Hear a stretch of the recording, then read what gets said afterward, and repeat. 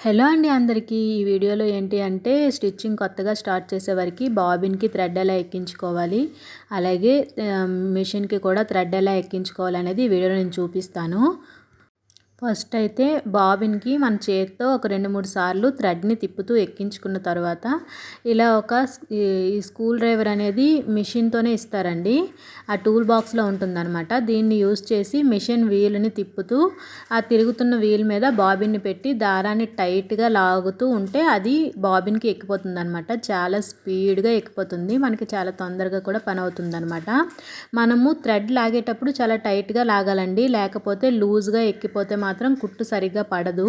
టైట్గా లాగితేనే కుట్టు అయితే బాగా పడుతుందన్నమాట.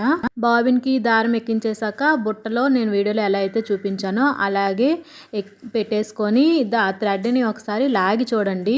బాబిన్ అనేది ఫ్రీగా మూవ్ అవుతూ ఉంటే మనకి స్టిచ్చింగ్ అనేది చాలా బాగా వస్తుందన్నమాట.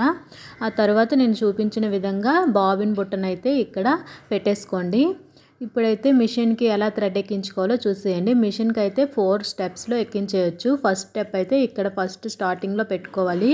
తర్వాత ఇక్కడ వీల్లా కనిపిస్తుంది చూడండి, దీనికి ఒక రౌండ్ తిప్పుకొని థర్డ్ స్టెప్లో ఈ పైన ఇక్కడ కనిపిస్తుంది కదా, నేను చూపించాను కదా, అక్కడ ఒక థ్రెడ్ని లాగాలన్నమాట. తర్వాత మనం నీడిల్లో పెట్టేసుకోవటమే.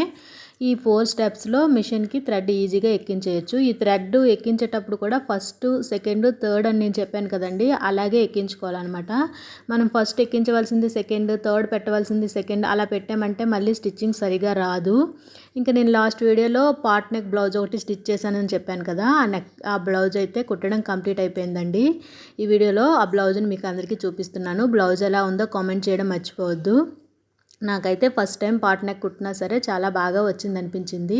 బ్లౌజ్ ఎలా వచ్చిందో ఖచ్చితంగా కామెంట్ చేయండి. ఈ blouse stitching and cutting full video కావాలంటే నాకు కామెంట్ సెక్షన్లో అడగండి, తప్పకుండా షేర్ చేస్తాను.